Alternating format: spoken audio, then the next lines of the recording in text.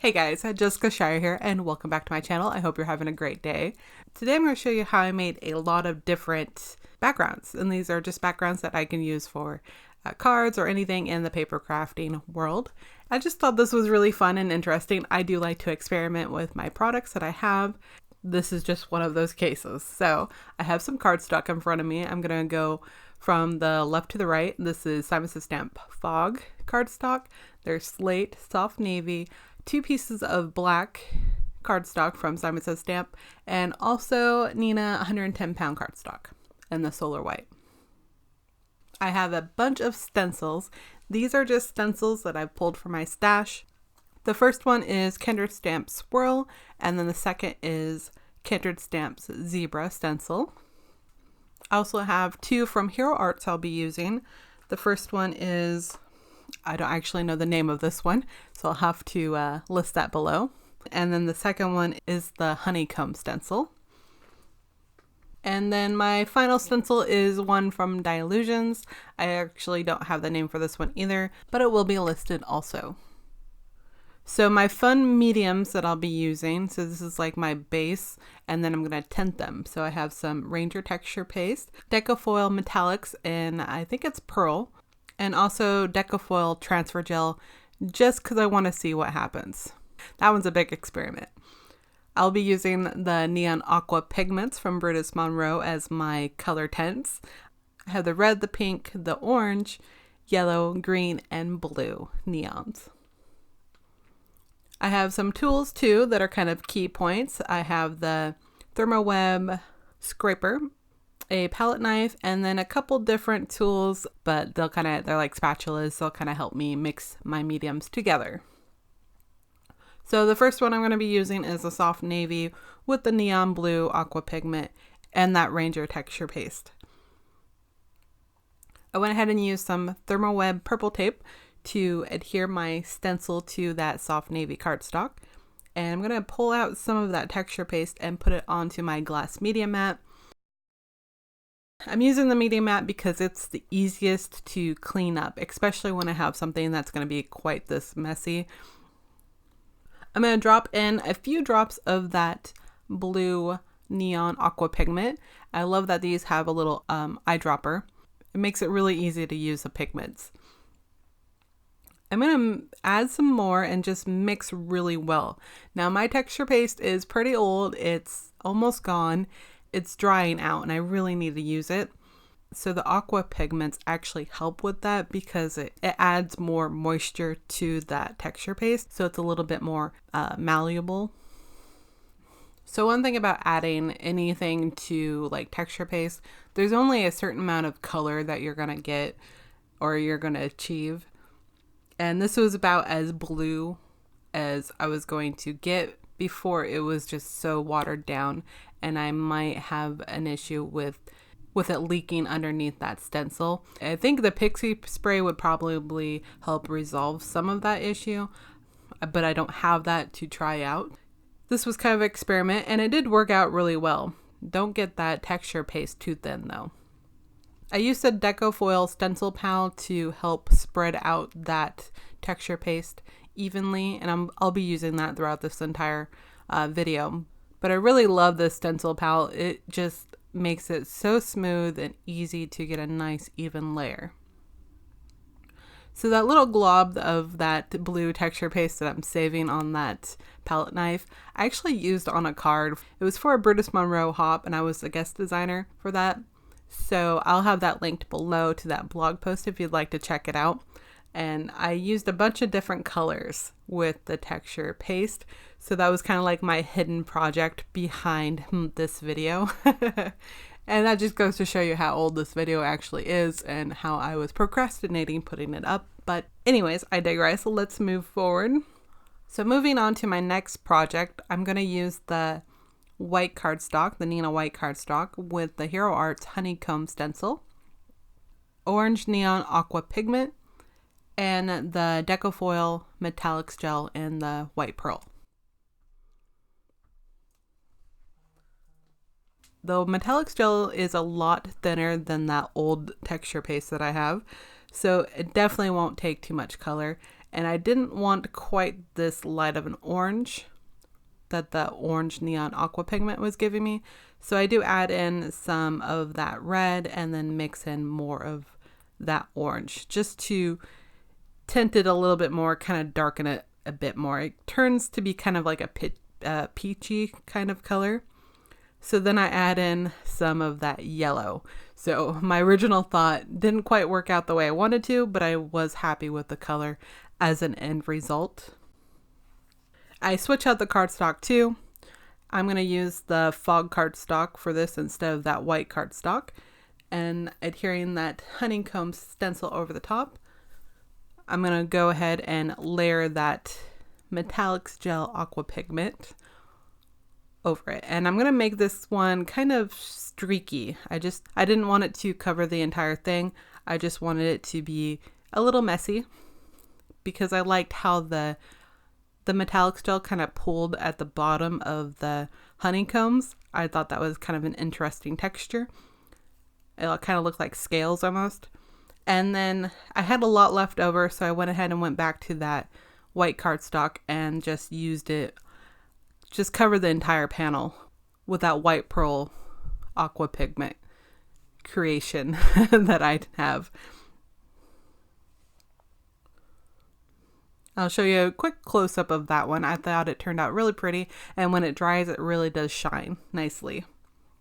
So I am cleaning up in between. And once I do that, I'm going to go ahead and try the transfer gel. I wasn't sure what would happen.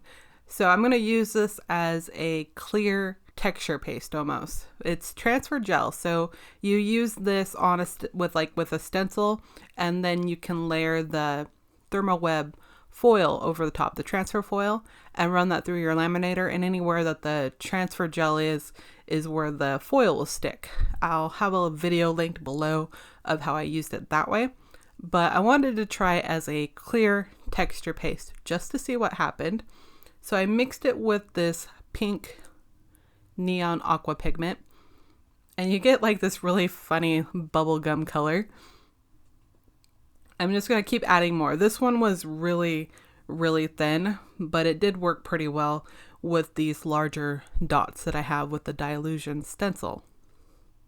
Definitely a bubblegum pink when it comes out in the end, and it does not dry like this at all, because like I said, that transfer gel is clear. It always looks a little white when you put it on, and you'll see the whole thing at the end of this video. So I love revealing stencils. I think the reveal is just so cool, and I really like the way this one looks. So this would be really fun to use that same color of aqua pigment with that texture paste, the Ranger texture paste, because you would still get that bubblegum pink. So I kind of thought I would try another one of those smooshing backgrounds. This is another idea that I got from when I did the Brutus Monroe guest design post. I loved how that one turned out. I'm just obsessed with it. That's kind of where my love for the aqua pigments came from. So I have a piece of Simon Says Stamp black cardstock, and I'm going to smush it onto the colors. I used the blue, the green, and the yellow for this one. I just love that webbing, that texture you get when you smush these onto cardstock. And these are just pure aqua pigments. There is no water added, no other medium whatsoever. One thing that I have learned from doing this though is that you do have to let it sit and dry for just a moment, or else the colors will just keep blending together. You get more texture and more color if you go ahead and smush it down first and then let that dry for a little bit and then smush it down again.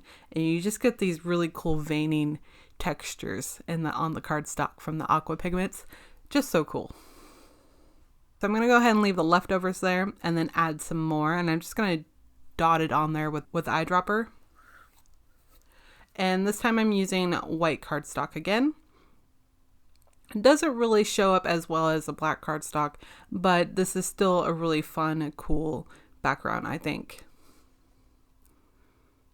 So I'm going to let that sit and dry a little bit more, and then I wanted to add in, I think that's the orange neon. And then I can smush that cardstock back into that orange aqua pigment, and it mixes again with all those other colors and you just get a really fun, cool, easy background. So going back to the texture paste, I used the Kindred Stamps Swirl Stencil on white cardstock again. And this time I'm going to mix a bunch of colors onto that paper over the stencil. So I kind of split up all my texture paste into different groups. And this is where I got more of those colors from the texture paste for that Brutus Monroe Inspiration Team Hop card that I talked about earlier. So I'm going to add some red, yellow, green, blue, and then mix those together with a little spatula. That way it was easier for me to separate the colors, and I didn't have to keep going and washing off my tools before I could move on to the next one, because I have all those different spatulas. So I'm going to pick up the blue with the stencil pal, being very careful not to grab anything else. And then I'm just going to scrape it in random areas all over that stencil. This time I'm using a paper towel to kind of wipe off as I go. And if I'm not happy with the coverage, I can go ahead and add some more. And then I just use a paper towel to wipe off any of the extra that was left onto that stencil pal. I'm going to move on to the pink, do the same thing, and now you can kind of see what I'm going for. So you get a little bit of a mixture when you add that pink to the blue, so you kind of get a purple, which is fun. And I thought it was kind of looking like tie-dye, which I was really going for. Now we can go on to the yellow, doing the same thing, mixing it up. This time I'm using the palette knife I have. And when I add the yellow, oh my goodness, it changes completely. You get all that orange, you get some cool greens and teals going on. I decided, since that yellow blended so well with the blue and I got a lot of green, that I didn't really need to add more green to it. So I go ahead and leave that for the next project. This is probably my favorite background though, was this whole swirl stencil. So for this one, I'm using that Hero Arts stencil that I still can't remember the name of, but we'll have listed. I use up the rest of that texture paste that I had on my glass media mat with all those different colors. And I really like the look of this one too. It looks almost like a stained glass. And here's a big reveal. Pull that stencil up just gently, and I like that I did this one on black cardstock because I don't think it would show up as well on any other color. So I thought I would just add this one in. It's not anything to do with texture paste or the transfer gel or the Metallix gel. So this is just dropping Neon Aqua pigments onto a piece of black cardstock. And I'm doing this in a party dot kind of pattern. So the little trio of little dots. I really like the eyedroppers again because it allows you to do these little perfect circles. Well, they're probably not all perfect, but close. I'm going to do these in all different colors. So I'm creating little triangles of dots with the eyedropper, and then I'm doing those trios into another trio. So if I place a blue here, I'm going to place another blue and then another blue. So I'm kind of trying to do it in thirds to create that triangle all over the place, but still leaving a lot of black space in the middle too. And I'm just trying to fill up my entire cardstock piece with all of these little drops.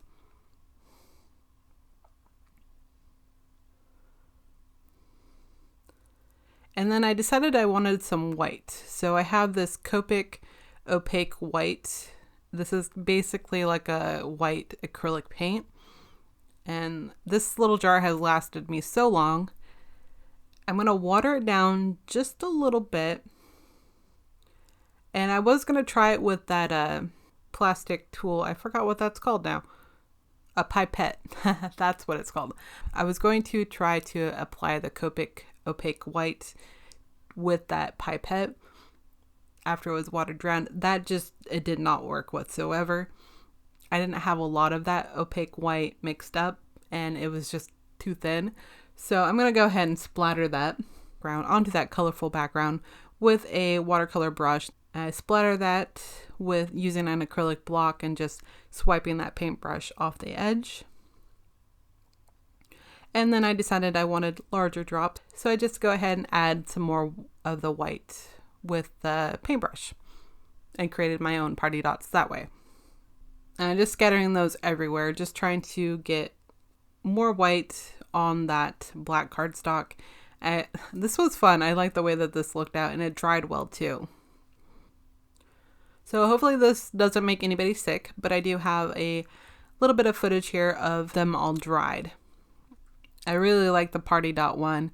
I really love that tie-dye swirl one. I'll have a video up soon, hopefully using that one in particular.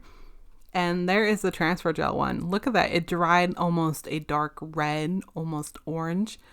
Very interesting and very cool looking, I think. So it'll be fun to see what I come up with using that background.